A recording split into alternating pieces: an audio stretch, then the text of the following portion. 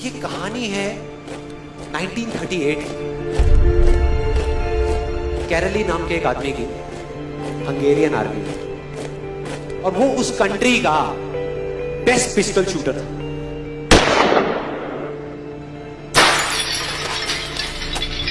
जितनी भी national championships हुई थी उस कंट्री में, उसको वो जीत चुका था।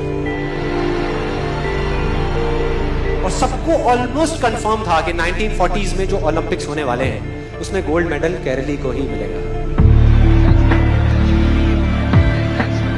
और उसने सालों से ट्रेनिंग करी थी। उसका एक ही सपना था, एक ही फोकस था कि मुझे अपने इस हाथ को दुनिया का बेस्ट शूटिंग हैंड बनाना है, बेस्ट बनाना है, बेस्ट बनाना है। और वो कामयाब हो गया, उसने बना लिया बेस्ट शूटिंग हैंड। सिर्फ 2 साल का फर्क। 1938 में एक आर्मी का ट्रेनिंग कैंप चल रहा था, क्योंकि वो आर्मी में था, तो एक एक्सीडेंट हो गया। उसके उसी हाथ में जिससे उसने गोल्ड मेडल जीतना था, उसमें एक हैंड ग्रेनेड फट गया और वो हाथ चला गया। जो उसका सपना था, जो फोकस था, सब खत्म।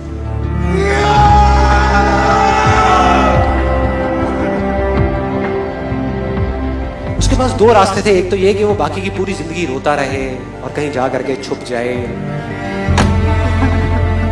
या अपना जो गोल था जिस पे उसने फोकस किया हुआ था उसको पकड़ करके रखे।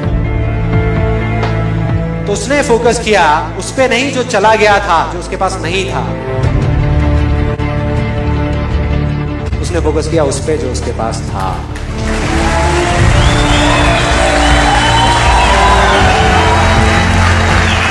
जो उसके पास था, और क्या था उसके पास में? एक लेफ्ट हैंड, एक ऐसा हाथ जिससे वो लिख तक नहीं सकता था। 1 महीने तक उसका हॉस्पिटल में इलाज चला इस हाथ के लिए, और सही 1 महीने बाद अपनी ट्रेनिंग शुरू कर दी इस हाथ के लिए।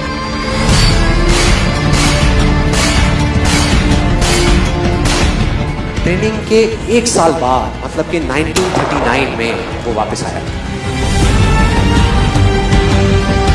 नेशनल चैंपियनशिप्स हो रही थी वहीं पे हंगरी में, और बाकी भी बहुत सारे पिस्टल शूटर्स थे वहां पर। उन्होंने जा करके उसको कांग्रेचुलेट किया, कहा कि यार देखो, ये होता है जज्बा, ये होती है स्पोर्ट्समैन स्पिरिट, कि इतना सब कुछ होने के बाद भी तुम यहां पर आए हो हमको देखने के लिए और हमारा हौसला बढ़ाने के लिए। किसी को नहीं पता था कि वो 1 साल से अपनी ट्रेनिंग कर रहा था लेफ्ट हैंड की, और उसने जवाब दिया, मैं यहां पर तुम्हारा हौसला बढ़ाने नहीं आया, तुम्हारे साथ कॉम्पीट करने आया हूं, तुमसे लड़ने आया हूं, तैयार हो जाओ। और कंपटीशन हुआ। बाकी सब वहां पर जितने भी लोग थे वो कॉम्पीट कर रहे थे अपने बेस्ट हैंड से। ये कॉम्पीट कर रहा था अपने ओनली हैंड से, ओनली हैंड से। कौन जीता? The man with the only hand, Kairali जीत गया। लेकिन वो यहां नहीं रुका। उसका गोल क्लियर था कि मुझे इस हाथ को, इस कंट्री का नहीं, इस पूरी दुनिया का बेस्ट शूटिंग हैंड बनाना है। उसने अपना सारा फोकस उठा करके डाला 1940 पे, जब ओलंपिक्स होने वाले थे।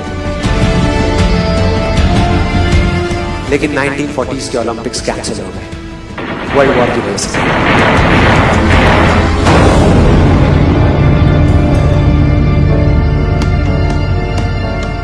उसने अपना सारा फोकस उठा करके कहां डाल दिया? 1944 में जो ओलंपिक्स होने वाले थे उसके ऊपर। 1944 में जो ओलंपिक्स होने वाले थे वो भी कैंसिल हो गए वर्ल्ड वॉर की वजह से। फिर से cancel.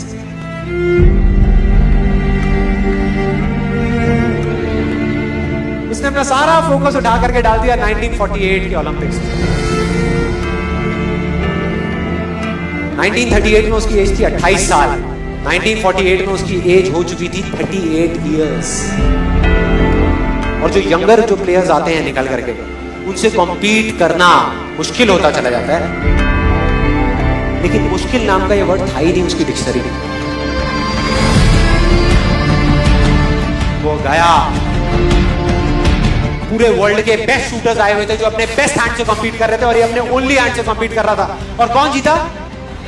The man with the only hand.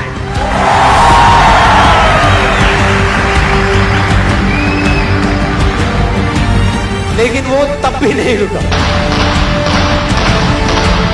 1952 Olympics, दोबारा कॉम्पीट किया उसने, और इस बार गोल्ड मेडल कौन जीता? गैरल ली। 4 साल बाद दोबारा से, और पूरी की पूरी हिस्ट्री को बदल करके रख दिया ओलंपिक्स। इस पर्टिकुलर कंपटीशन में उससे पहले किसी भी एथलीट ने लगातार 2 गोल्ड मेडल्स नहीं जीते।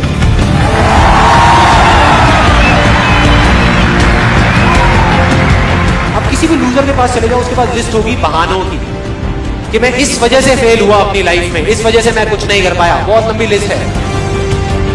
और दूसरी तरफ विनर के पास चले जाओ, उसके पास में 1000 वजह होगी वो ना करने की जो वो करना चाहता है, सिर्फ एक वजह होगी वो करने की जो वो करना चाहता है, और वो कर जाएगा।